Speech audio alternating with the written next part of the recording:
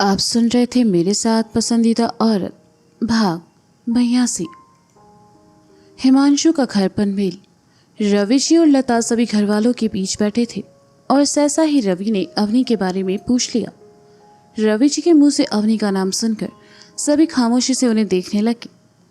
सबको खामोश देखकर रवि जी ने कहा, अरे क्या बात है, आप सब लोग चुप क्यों है?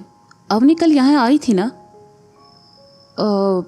रवि, हिमांशु अवनी को यहाँ लेकर आया था, लेकिन बड़े पापा ने कहा। लेकिन क्या दादा? रवि जी ने पूछा। उनके चेहरे पर चिंता के भाव उभर आए। सुबह पृथ्वी आया और उसे अपने साथ वापस ले गया। इस बार बड़ी मम्मी ने कहा। पृथ्वी ले गया? लेकिन आज के दिन तो वो यहाँ सबके साथ रहने वाली थी ना, फिर पृथ्वी ने ऐसा क्यों किया? रवि जी ने पूछा। दादा, दरअसल वो बात यह है कि, कहकर चाचा ने रवि जी और लता को सब बता दिया। रवि जी ने सुना तो उनके चेहरे पर गुस्से के भाव तैरने लगे और पहली बार वे लता के चेहरे पर भी शिकायत के भाव थे, लेकिन लता चुप रही।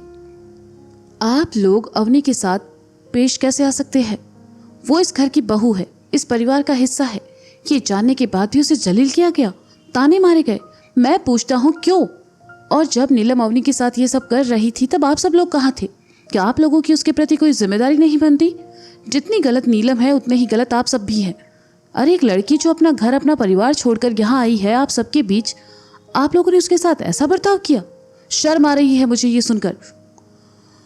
रवि जी सोफे से उठे और सबको फटकार लगाकर कहा, ऐसी बात नहीं है रवि, मैंने और पंकज ने अवनी को पहले ही स्वीकार कर लिया था और हम दोनों तो आज शाम तुमसे बात करने घर भी आने वाले थे, लेकिन उससे पहले ही ये सब। हाँ, नीलम के साथ साथ हम सबकी भी गलती है। हम उस इंसान को आजमा रहे थे जिसे इस घर का लड़का पहले ही स्वीकार कर चुका है। यकीन करो रवि, हम में से किसी के मन में भी अवनी को लेकर मैल नहीं है, ना ही हम में से किसी को उससे शिकायत है। बड़े पापा ने रवि जी को समझाया।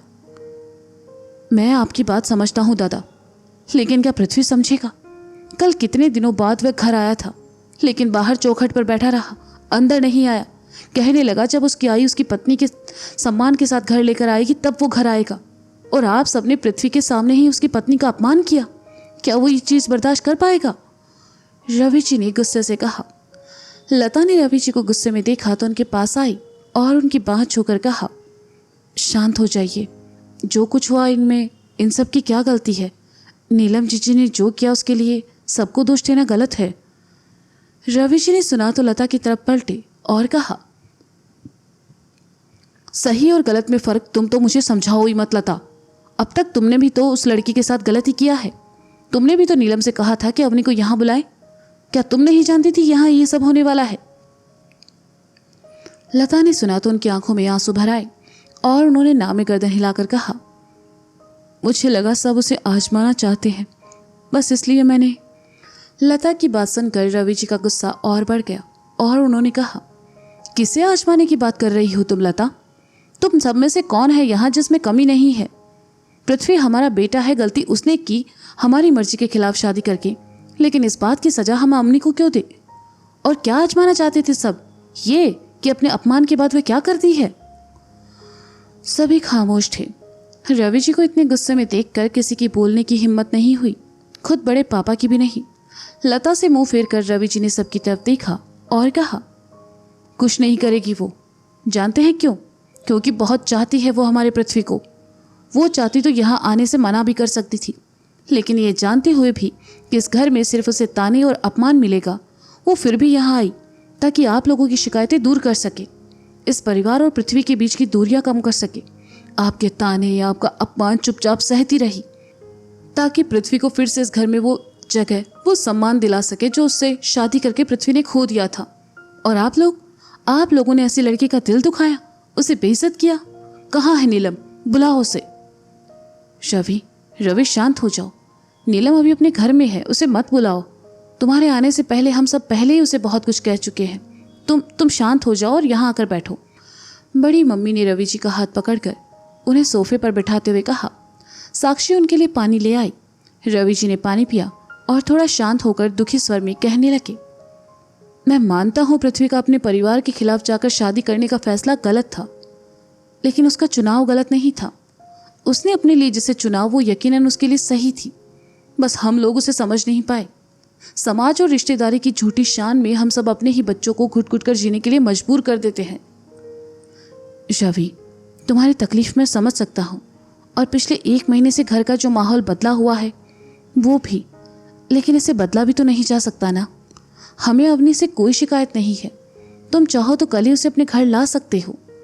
बड़े पापा ने रवि जी के कंधे पर हाथ रखकर कहा। रवि ने सुना तो लता की तरफ देखा और कहा, वो तो मैं लाऊंगा ही दादा, फिर चाहे किसी को मेरा फैसला पसंद आए या ना आए। इतना कहकर रवि जी वहां से चले गए। चाचा मन उन्हें मनाने उनके पीछे गए और लता वहीं खड़ी सुबकने लगी। ये देखकर बड़े पापा ने बड़ी मम्मी से लता को संभालने का इशारा किया और खुद वहां से उठकर चले गए। आनंद निलय अपार्टमेंट, पनवेल। मोहित, नकुल और लक्षित पृथ्वी को छेड़ते हुए सोफे पर आ बैठे। अवनी और रिया दोनों मिलकर सबके लिए कोल्ड ड्रिंक लेकर आई। अवनी ने सबको कोल्ड ड्रिंक दी और जैसे ही गिलास पृथ्वी की तरफ बढ़ाया, पृथ्वी ने गिलास के साथ साथ अवनी का हाथ भी थाम लिया। पृथ्वी की ये शरारत देखकर अवनी ने आंखों ही आंखों में उसे हाथ छोड़ने का इशारा किया, लेकिन पृथ्वी ने नहीं छोड़ा और प्यार भरी नजरों से अवनी को देखता रहा। दादा, अब वहिनी का हाथ छोड़ भी दो। बगल में बैठे लक्षित की नज़र पृथ्वी की शरारत पर पड़ी तो उसने सबके सामने ही बोल दिया और सब पृथ्वी को देखने लगे। पृथ्वी ने जल्दी से अवनी का हाथ छोड़ा और दूसरी तरफ देखने लगा। अवनी प्यार भरी नज़रों से पृथ्वी को घूरते हुए रिया के बगल में पड़े सोफे पर जा बैठी। रिया नीचे ज़मीन पर बैठी थी क्योंकि उसे वहीं बैठना अच्छा लग रहा था। उसने अपनी कोहनी घुटने पर टिका ली और अवनी की तरफ देखकर कहा, अवनी, लगता है पृथ्वी पर तुम्हारे प्यार का रंग कुछ ज़्यादा ही चढ़ गया है। अवनी ने सुना तो धीरे से मुस्कुरा दी और सामने बैठे पृथ्वी ने कहा, हाँ, ये क्या बात हुई? वो सही बोल रही है, आज से पहले तो तुम्हें ऐसा कभी नहीं देखा था। नकुल ने रिया की साइड लेकर कहा, मैं ऐसा ही था, बस आज से पहले मैं बोरिंग लोगों की कंपनी में रहता था। पृथ्वी ने कहा तो रिया ने उसे घूर कर देखा और कहा, क्या मतलब, हम लोग बोरिंग है? बहुत ज़्यादा। चलो अब जाओ यहाँ से। पृथ्वी ने एकदम से कहा, अरे अभी तो आए हैं और अभी जाएं, और अगर जाना ही है तो फिर सिर्फ हम लोग नहीं, तुम और अवनी भी हमारे साथ चलोगे। नकुल ने अपनी कोल्ड ड्रिंक खत्म करके कहा। कहाँ? पृथ्वी ने पूछा। अरे भूल गए, अपनी सोसाइटी में हर होली फंक्शन होता है और हम सब भांग पीते हैं।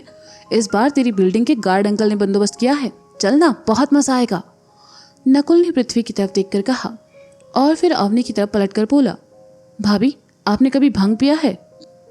नहीं, मैं ये सब नहीं पीती। अवनी ने मुस्कुरा कर कहा।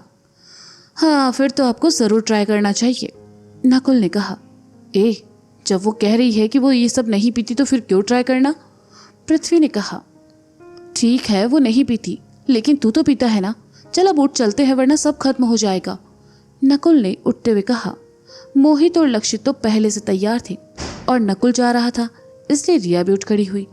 पृथ्वी का अवनी को छोड़कर जाने का मन तो नहीं था, लेकिन नकुल से आज बहुत दिनों बाद मिला था और बाकी सब दोस्तों से भी मिलने वाला था, इसलिए वह उसे ना नहीं बोल पाया। नकुल, रिया, लक्षित और मोहित दरवाजे की तरफ बढ़ गए तो पृथ्वी अवनी के पास आया और कहा, तुम साथ चलना चाहोगी? नहीं, आप लोग जाइए, मैं थोड़ा घर साफ कर लेती हूँ। अवनी ने कहा। मैं जल्दी आ जाऊँगा, पृथ्वी ने कहा। अवनी मुस्कुराई और कहा, पृथ्वी, इतने दिनों बाद आप अपने दोस्तों से मिल रहे हैं, आराम से आइएगा। तुम कितनी समझदार हो यार, मैं फिर भी जल्दी आऊँगा, पृथ्वी ने मुस्कुरा कर कहा और जैसे ही जाने लगा अवनी ने एकदम से कहा, सुनिए। पृथ्वी ने सुना तो उसका हाथ अपने सीने पर चला गया और खुशी से आंखें चमक उठी। उसने पलट कर कहा, हाँ हाँ ठीक है, ज़्यादा नहीं पीऊँगा। पृथ्वी ने अवनी के कहे बिना ही ये जान लिया कि अवनी क्या कहने वाली है। अवनी ने सुना तो बस मुस्कुरा दी और पृथ्वी सबके साथ वहां से चला गया।